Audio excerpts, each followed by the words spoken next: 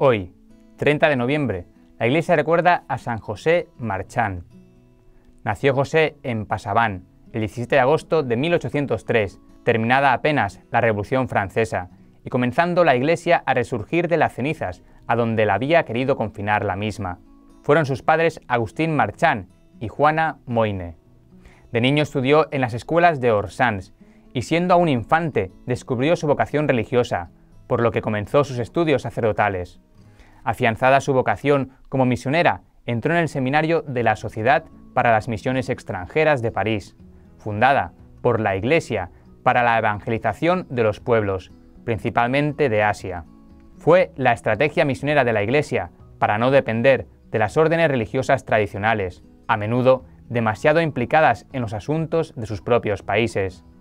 Así la Iglesia evangelizaba sin contar con los reinos de Portugal o España, aunque no estuvo exenta de las intromisiones de los gobiernos franceses del siglo XIX, ni mucho menos ajena a los problemas internos de los países asiáticos. El 25 de diciembre de 1828, José fue ordenado diácono, y el 4 de abril de 1829 subió al altar para ser ordenado presbítero. Las ansias misioneras de José y la necesidad de los misioneros por parte de la Iglesia eran tantas que el 24 de abril, a los 20 días de ser ordenado, partió a las misiones. Desde Nantes partió el 12 de mayo a bordo del Voltaire, en una travesía que no estuvo exenta de sufrimientos. Los marinos, hechos zafios durante la Revolución, eran hostiles a la Iglesia y a los religiosos, a los que ofendían y ante los cuales blasfemaban cuanto querían. Pero José Marchán no mostraba enfado, sino que solo rezaba por ellos en su fuero interno. Un día que un marinero se unió a los sacerdotes en sus oraciones, fue azotado con una cuerda. De tal calibre era la situación. En octubre llegaron a Manila, donde José subió a un barco español que le llevó a Macao, donde le dieron su misión, Cochin, al sur del Imperio de Vietnam, donde se uniría a los misioneros Gagueyin y Quenot. El 27 de febrero de 1830 se embarcó en los barcos de unos traficantes chinos, que le llevaron a su destino. En la Universidad Seminario de Lai Thieu, cerca de Saigón, aprendió en tiempo récord las lenguas de los anamitas y se lanzó a evangelizar y animar a las iglesias establecidas por Chao Doc, Bin Long, llegando a Phnom Penh, capital de Camboya. En 1830 regresó a la universidad, donde dio clases a un grupo de estudiantes, a la par que era párroco de las iglesias locales vecinas. En 1832 volvió a emprender un viaje misionero por las provincias de Binh Thuan, donde le sorprendió la persecución a inicios de 1833.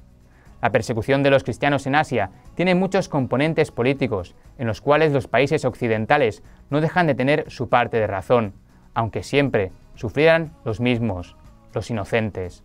Nuestro santo estuvo un tiempo escondido en la Baja Cochinchina, hasta que uno de los rebeldes al poder imperial le capturó y le encerró en Saigón.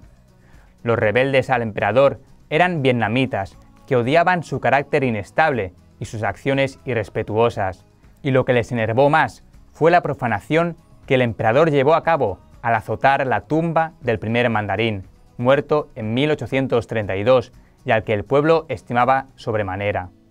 La idea del líder rebelde que capturó al padre Marchán era que el misionero aprovechara su ascendencia sobre los católicos y los animara a levantarse en armas contra el emperador Minh Mang, perseguidor de los cristianos. Pero José se negó a aquello, diciendo que solo era un misionero y solo quería salvar almas. Pero a pesar de su negativa, al cabo de 18 meses, cuando las tropas imperiales tomaron Saigón, el 8 de septiembre de 1835, el santo fue acusado de formar parte de la rebelión y de hacer precisamente aquello a lo que se había negado: rebelar a los católicos bajo la bandera del Evangelio contra el emperador. Le llevaron a Hue, donde llegó el 18 de octubre del mismo año. Allí le atormentaron con tenazas al rojo vivo para que confesara algo de lo que no había hecho. Como los jueces vieron que no había pruebas para acusarle, le pidieron entonces que renegara de Cristo y pisara una cruz. Pero José Marchán se negó, por supuesto, y fue condenado a morir de 100 heridas. Este tormento consistía en aplicar ciertos cortes pequeños, pero letales, mediante los cuales el condenado se desangraba y sufría atroces dolores de nervios y huesos. Luego de morir por Cristo el 30 de noviembre de 1835, su cuerpo fue despedazado y arrojado al mar, mientras que la cabeza fue expuesta durante días como escarmiento. Finalmente la trituraron a golpes y la arrojaron al mar. Su martirio y supuesta traición animó al emperador a acentuar su persecución contra el cristianismo, pues nada extranjero era bueno para el imperio.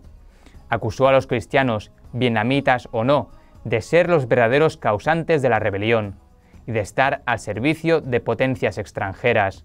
Y muchísimos sacerdotes y laicos fueron perseguidos y cruelmente martirizados. Y no solo siguió esta política el imperio, sino que fue y es medular en Vietnam comunista, acérrimo enemigo de la Iglesia.